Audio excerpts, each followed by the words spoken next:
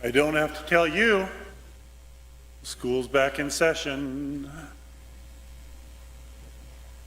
Checking to see where the grins are and where the frowns and scowls are. Okay. Even on the adults, just so I can see who the teachers are.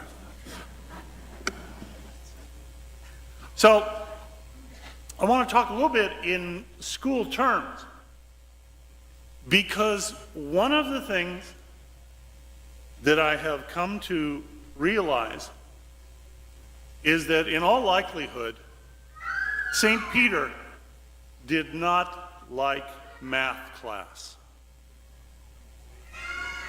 Okay? Guys, if, you get to religion class, they say something, tell us something about St. Peter. You can say, he didn't like math class. Well, how do we know that? And what we see in the gospel today. In math class, the teacher always said, you have to show your work. You can't just write down the answer. And math teachers knew that that was important because, along around 3rd or 4th grade, students started to figure out that the answers to the problems were in the back of the book. And so all of a sudden kids would start to get to feel real smart. Oh, okay, this math is easy. Show your work. Show me how you got that answer. Well, the gospel today, Peter gives the correct answer. But he just came up with it.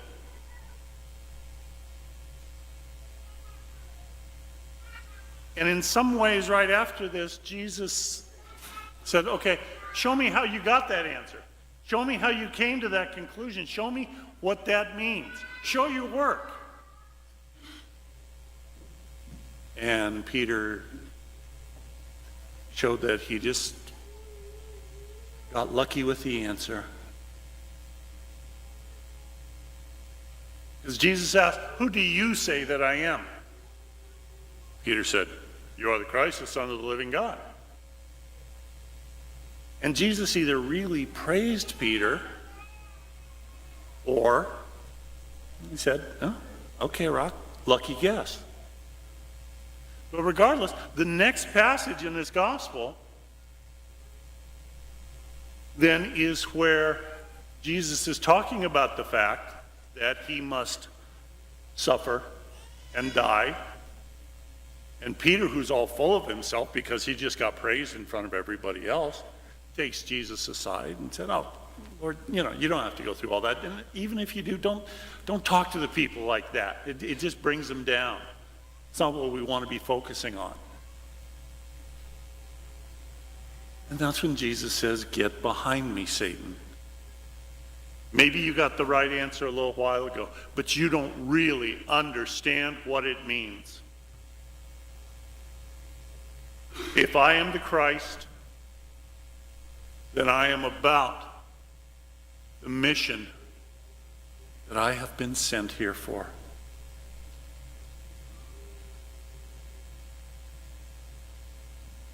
And that's kind of, I think, where the rubber hits the road for us. Faith is not something in our heads. It's not a matter of having the right answers and then, okay, you've got the faith. It's not a matter of, okay, for the kids, have them memorize this or that, and then we have passed on the faith. Those are the teachings of the church. Those are the beliefs that we profess in the creed. But faith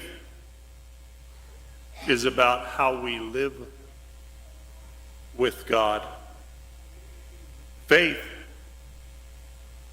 is how we act towards others. So when Jesus says, "Who do you say that I am?" we can come up with a standard or a good sounding answer. And that's fine, took care of that.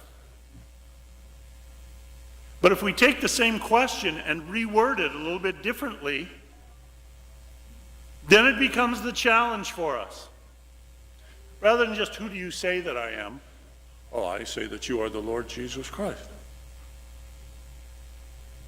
What if we change it to, "Who are you saying that I am?" Right here, right now, in this moment, with this interaction. If you, as a baptized person, are representing me, Jesus Christ, who are you saying that I am? Who is the Jesus that you are representing by your actions?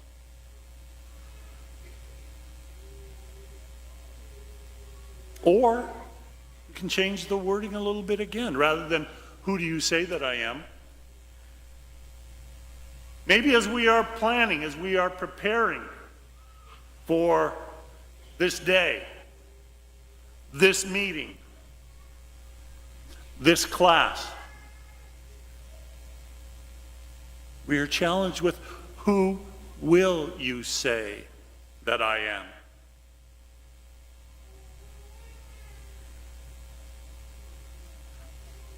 So that our faith is not just in reaction,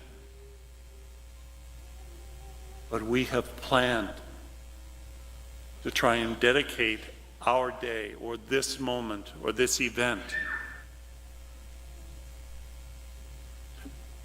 to giving ourselves as a representation of the Lord Jesus.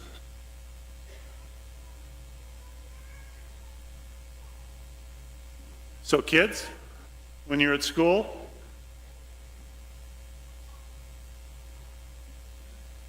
if you see that somebody is being bullied or picked on or made fun of,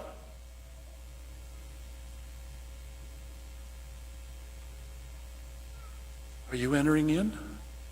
"Who are you saying that I am?" Jesus says.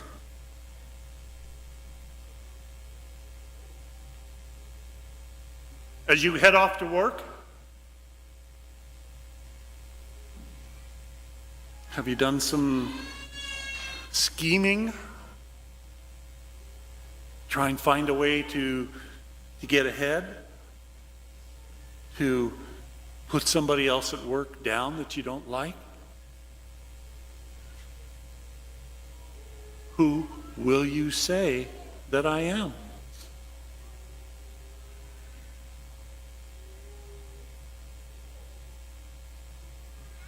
Over and over again. Not just once.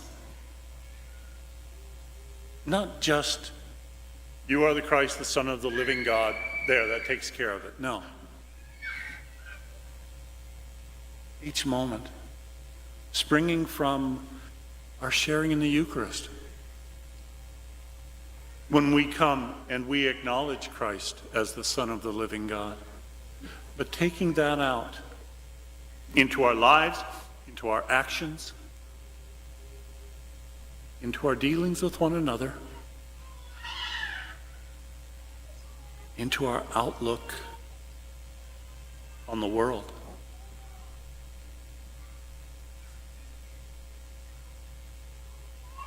Each of us from time to time, it might be helpful. It might not be easy, it might not be comfortable, but it might be helpful. In the middle of a situation, especially if there's tension or difficulty, you hear the voice of Jesus saying, "Who are you saying that I am?" And as we make our plans for the day, who will you say that I am? Yes. You are the Christ, the Son of the living God. I will show my faith by how I live.